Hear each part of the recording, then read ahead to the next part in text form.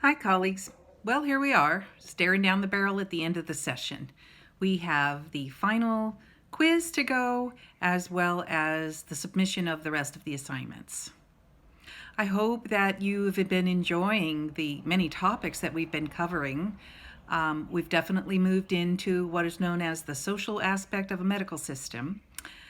Module 8, we were looking at transnational health, and that's really becoming aware of the medical cultures that the diverse immigrant populations in the United States bring with them when they interface with clinical medicine.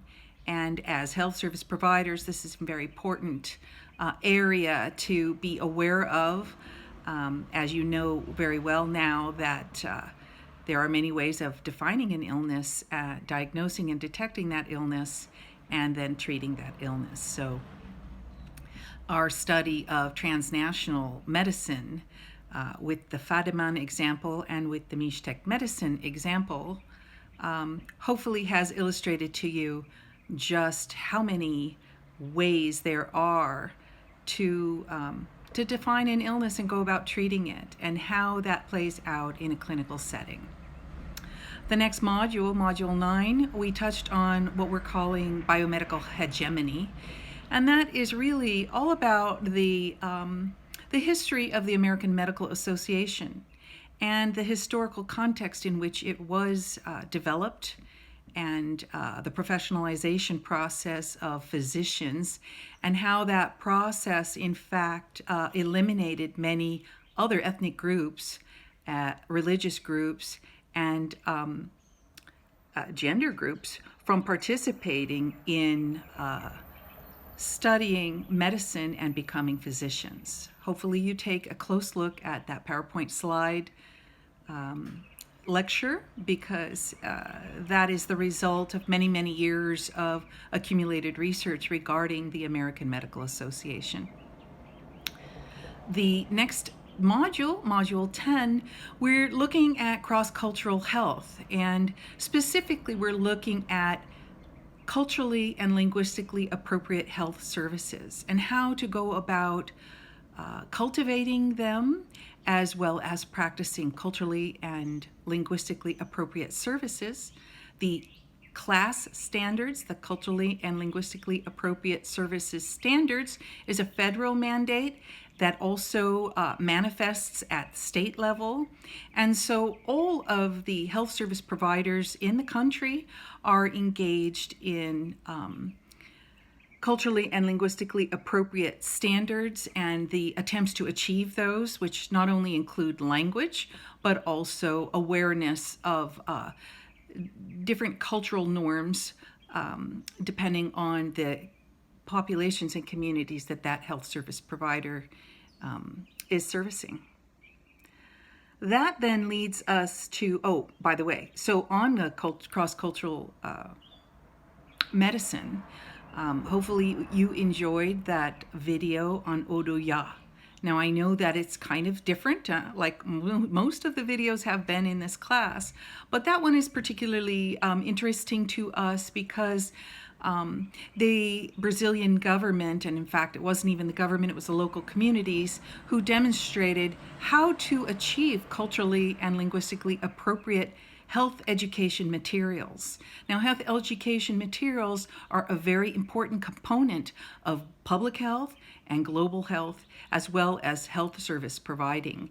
And so the use of the religion, candomblé, and the religious members of that community to educate some of the Brazilian community about AIDS and how it is caused and how it's transmitted, and what would be a sensitive way to try to educate the general public about sexual practices and other aspects that are involved in infectious diseases, especially sexually transmitted illness. Let's see, then after that, Module 11 is focusing on something that's just super interesting called the social determinants of health. And This really hits home when you watch the video Unnatural Causes, because you just realize how closely affiliated education and place of work are to one's health. And that breakdown in the hospital of the different members of the hospital and the hierarchy there, and how life expectancy changed from group to group was really astounding. And also astounding is the introduction of the concept of excess death. And so hopefully you are paying attention to that and participating in the forum. It's very interesting. We have a colleague on campus who studied Native American health. And it's very interesting because there was a study done way back in the 60s by a guy on something he called the thrifty gene, where he hypothesized that Native Americans suffer from obesity and diabetes because they have a gene that causes them to store weight in times of excess and to then depend on that weight in times of famine, based on their long historical past as hunters and gatherers and foragers.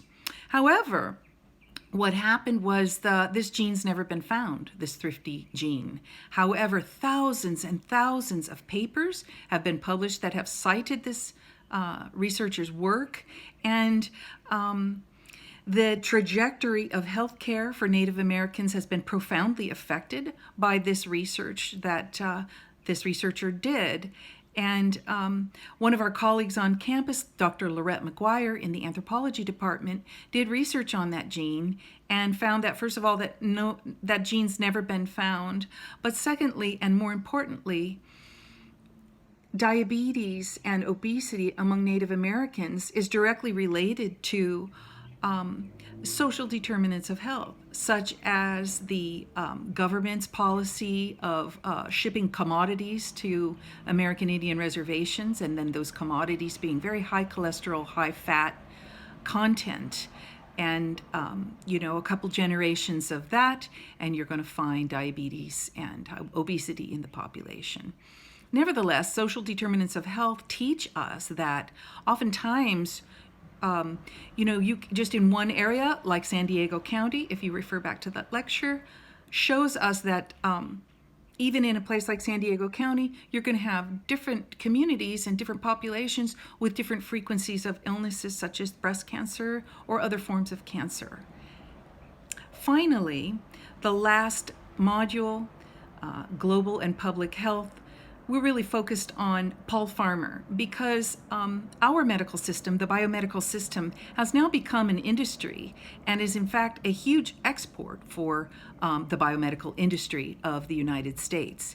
And so when we export that kind of an industry, we're exporting things like very expensive MRI machines or sonogram machines or other kinds of technology that's very costly to places maybe in Haiti or other places in Africa, where we have communities and populations that may not even have electricity. What they need, according to Farmer, are staff, stuff, and systems. And he's really talking about the need for people on the ground and real basic primary health care services available to communities. All right, so I want to tell you that I've really enjoyed this class. It's new for me to only get to know my students through their writings, but I must say that you've all been really diligent. I know it's been a lot of work, and I know that most of you have other classes, and I really have enjoyed getting to know you through your writing, and I want to invite you to please come see me when school starts. You are welcome to come to my office. I'm an expert career advice and just a good counselor for your academic career, and I'd like to get to know you personally. Feel free to come and visit me. I'm in the Social Behavioral Sciences building in 2228, and just check outside my office door. You see when my office hours are posted, and I would really love to see you. It's been wonderful to have you in class, and I wish you all the best of luck in your careers. All righty, take care.